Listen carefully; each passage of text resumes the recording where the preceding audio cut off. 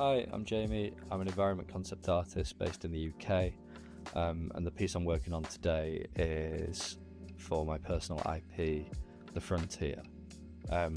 So I started building this world, this IP, when I launched Patreon a while back, and I wanted to build like a sci-fi universe, and the code name I gave it was The Frontier. Just because it sounded cool. It's literally the only reason, other than it just sounded cool to me. But it's sci-fi, it's dystopian, it's the end of the world, it's like humanity has collapsed, they're on that, like, their last feet. And that's the kind of approach and that I wanted to take with it, and that's the genre I wanted to run with for this IP. Very much inspired by games like Destiny and Halo, and some newer games like Arc Raiders. Definitely, I think the whole idea of having sort of man/machine versus nature, and nature taking back and reclaiming some parts of it, like this piece here, which is like a crashed spaceship, with a lone traveler discovering the crashed spaceship, and it's, from at the end of the design, it's like, you'll see what I mean with nature taking back and reclaiming Earth, or it might not even be Earth, who knows. I don't know where I'm going with this whole world just yet, but I'm really enjoying building it, and I wanted to document this and take people along with me to show them what you can do as a concept artist. I wanted to speak about some influences specifically for this design itself, and also for like influences in general. Two main guys that I look up to massively, who inspired me on this piece alone, is a guy called Sparth, and I hope I'm not butchering his name, but Sathish Kumar. Both incredible artists, incredible concept artists. They've really inspired me with this design in general. So I hope you enjoy the rest of the video.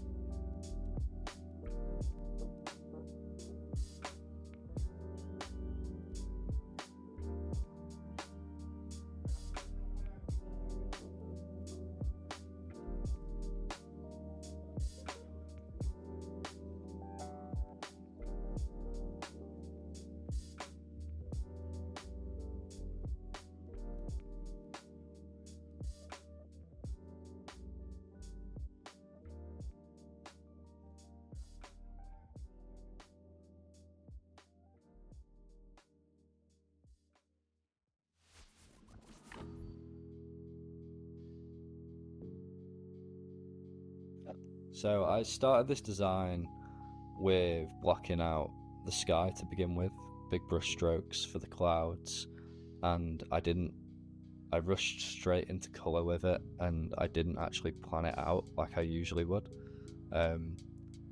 Sometimes that's like a really good thing to do. Like, you know, for me, like, I got in from work one day from my day job.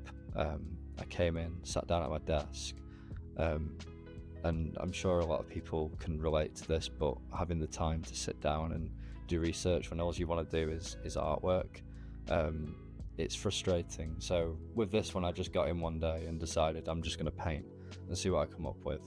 I had some ideas of what I wanted to do. Like, I knew it was going to be sci-fi. I kind of knew I wanted like a few little things like Hollow Horizon and stuff. But usually I won't just kind of jump into a design. I will plan it out, and I think it's the best approach to have when coming up with any kind of concept art. Like, you really should do that research.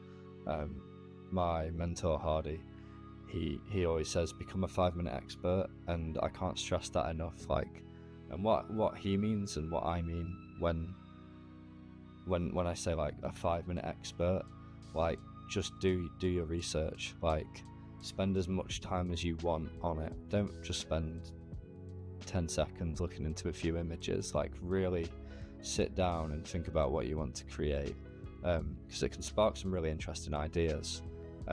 I find usually what I do is I'll sit down and come up with a few keywords of what I want to create. I'll have an initial idea of what I want to create, and then I'll sit down and write down a few things before I even gather any kind of references. And then once all kind of like the writing down and stuff, once that bit's over with, and I know it almost seems boring to do that, but I can't stress how important it is. That's when I'll go and I'll gather references and go on Pinterest and websites like Pexels. There's lots of websites out there where you can gather references, and then I put them onto a mood board, and I use a bit of software called PureRef, and it's super useful. I have it on my second monitor, and it's always there when I need it. I've done my research, I've got my references, and then I can kind of start going into the blank canvas and coming up with ideas. And then I'll usually go and do tonal thumbnail sketches. It doesn't matter how many you do, but I always find that helps to establish the composition and the shot that I want to create. But yeah, I can't stress enough, research and references.